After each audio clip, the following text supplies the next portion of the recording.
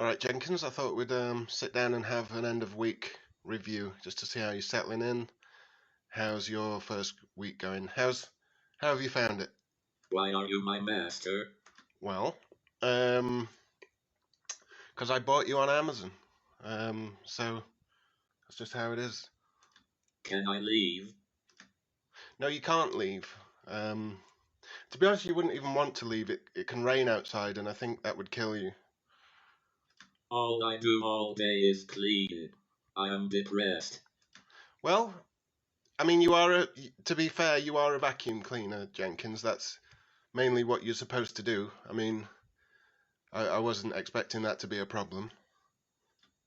There must be something more. Well, I mean, if you're a vacuum cleaner, probably not, to be honest. Will I ever experience love?